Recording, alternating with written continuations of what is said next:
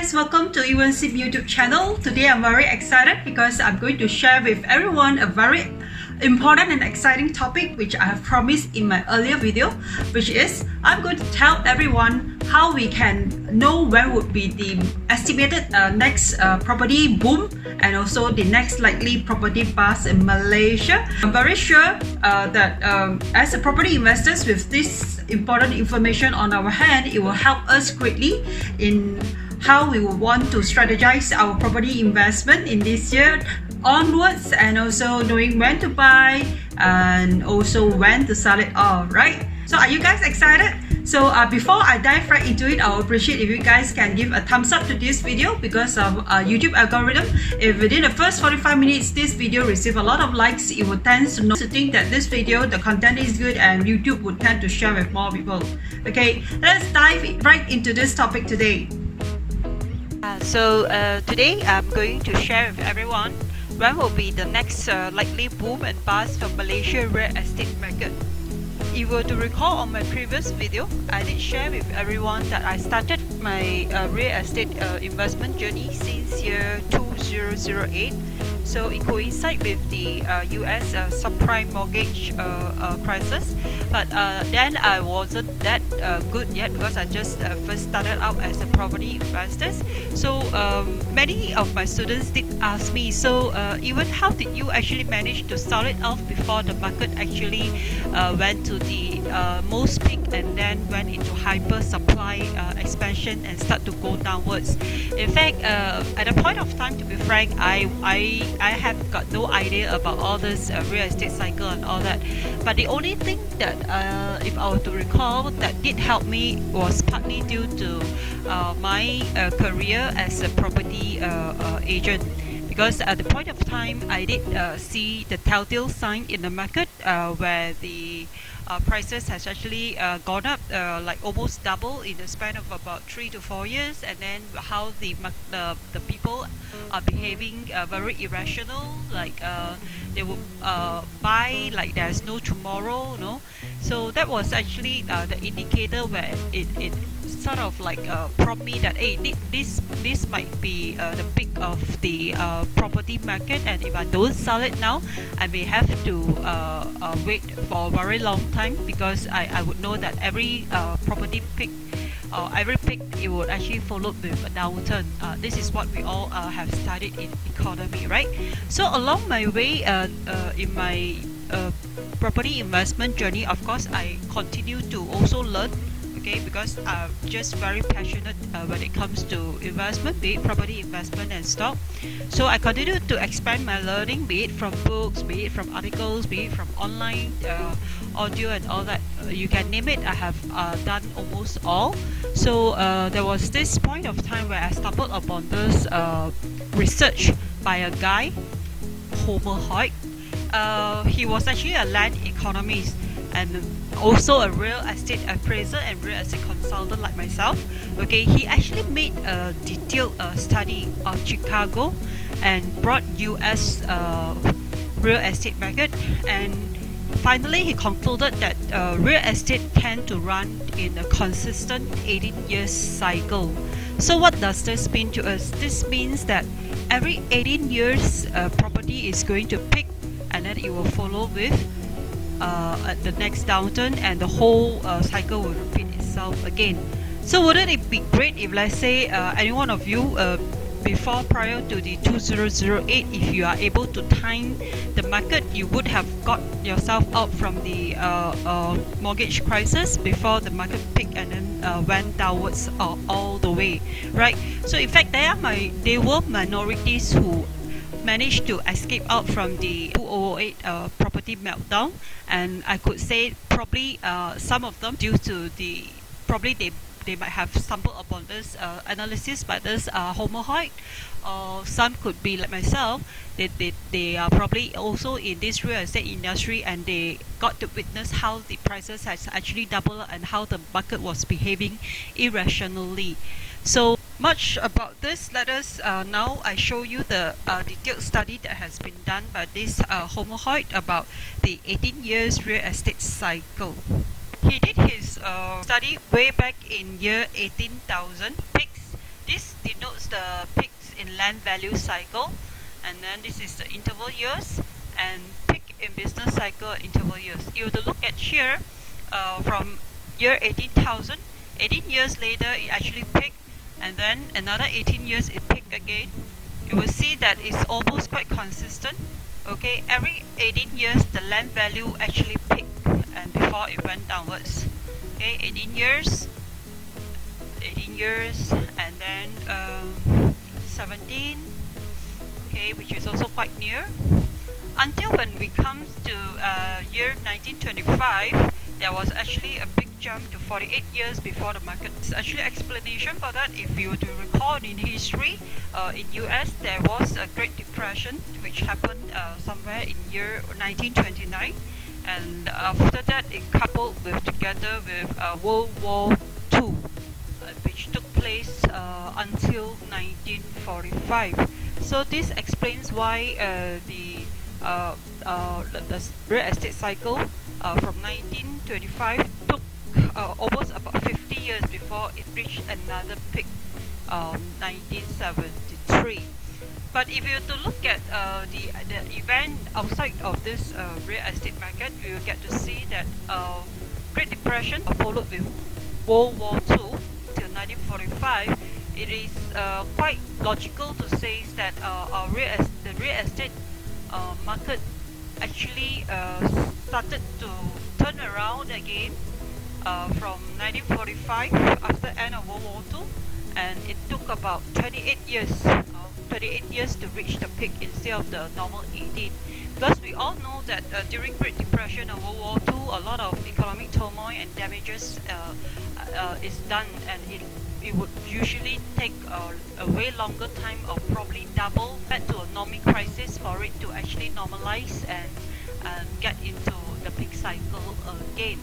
1973, there's also another mid-cycle dip, which means that the property market only took about six years, okay, to reach the peak before it went down again. There was also a reason for that, because in year 1971, after the World War II, 30 years after the World War II, the then President Nixon actually took off gold standard from US dollars. Okay, and that happened in year 1971. Ever since President Nixon took off the gold standard from US dollars, the money printing has been ongoing, and it causes inflation. The Fed actually have to double up on the interest rate in 1979, and we should know by now, if you were to recall in my previous video, whenever an interest rate is being increased and hiked up by the government, it would result in the economy to cool down, or eventually it would result in a market crash. Why? Because when the interest rate is high, it translates to more expensive financing costs, so it becomes more expensive for consumer to borrow, for even the property investors and developers to borrow to launch new projects. So that explains why the property cycle in 1973 only took about 6 years before it come to an end. So you can say that after that it took another 10 years before the land value peak again. So if you to see, since 1979, it was actually a mid-cycle dip from 1973 to 1979. It was just a mid-cycle dip. So if you were to combine this two together, 1973, if you were to combine 1973 till 1989, actually this cycle lasted about 16 years. Then after that, another 17 years before land value actually peaked again. So you may be thinking, what has got peaks in land value got to do with real estate? All of us know that the biggest component in real estate development, okay, one of the biggest costs is definitely land, right? So if you can see, the land value peaks cycle actually coincide or translate very well into real estate peak as well. So here what we are looking at is actually the historical land value peak, but it is also a very good gauge for the peaks of overall housing market. So if you were to look at here, this is peak in business cycle. We all know that in every country, okay, real estate has always been one of the main economic engine. If there is any recession in real estate, it would eventually result in high unemployment, because real estate tend to create a lot of jobs. So when real estate activity reduce, it will also tend to cause more people to be out of job, and this also translates to lower consumption by household, because they would have lower disposal income for them to spend, and this will definitely have a negative domino effect on the overall economy. So it will result in the business cycle also would lag about 1 to 2 years before it actually went bust. As you can see over here, when land value of real estate peak, and then when the real estate cycle peak, and then when spiral downwards, the business cycle will also do the same 1 year later. Same for here, when a real estate market peaked and then went downwards after 1936. 1 year later, the business cycle also peaked and then went down. So business and real estate, they are quite highly correlated due to the negative domino effect that real estate industry have on the overall economy.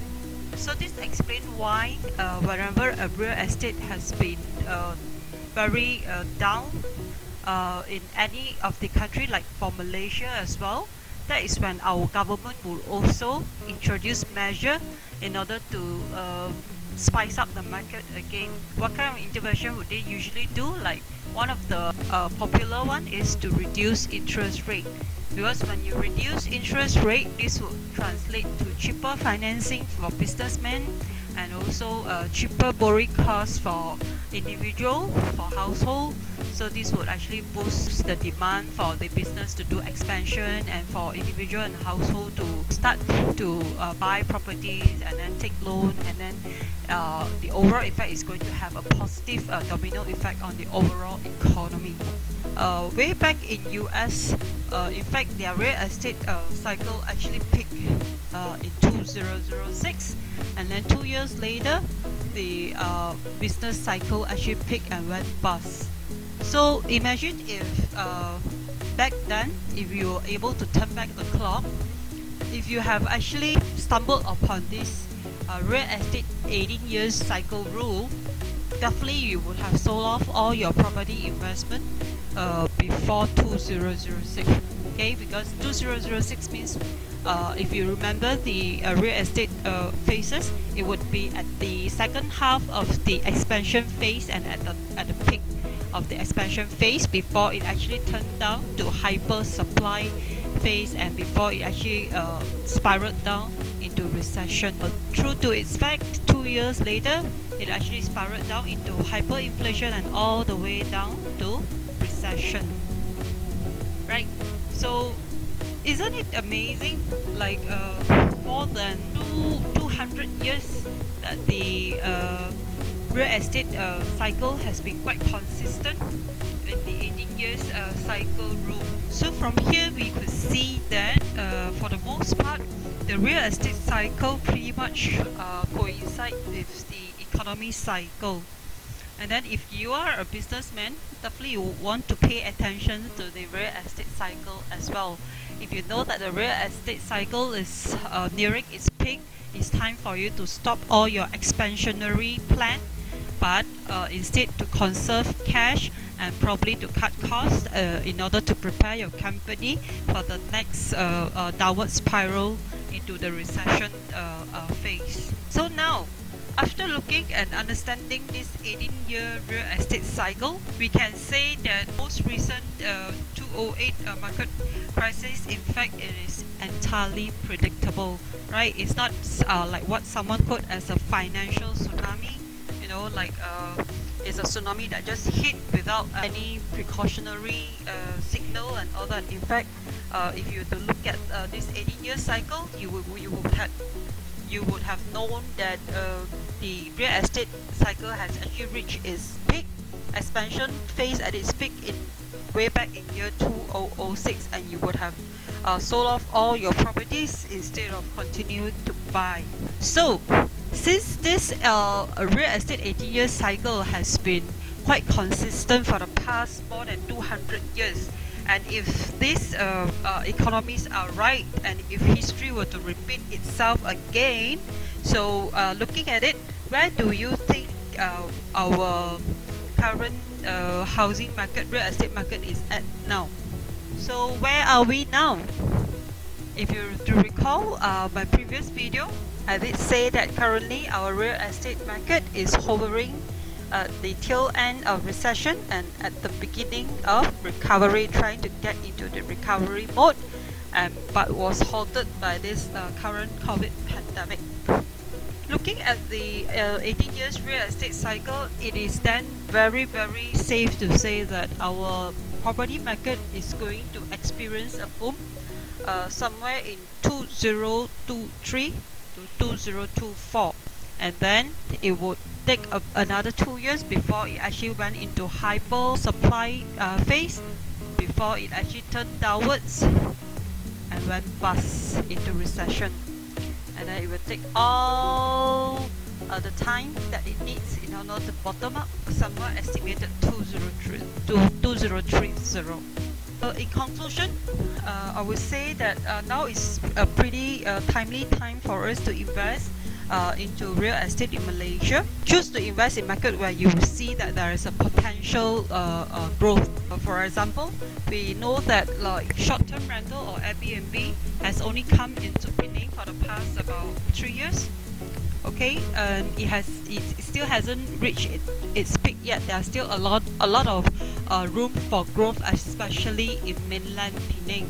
So you may want to consider to invest in short-term rental property in mainland, and also get to, like now we are already in tail end recession phase, right? Definitely you will get a lot of below market value deal and good deal.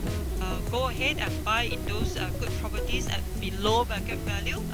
Buy properties where you can enjoy good rents. How do you make sure that you can do that? Which means that you should buy properties with unique USP, you know, like you buy something where the market is in short of its supply.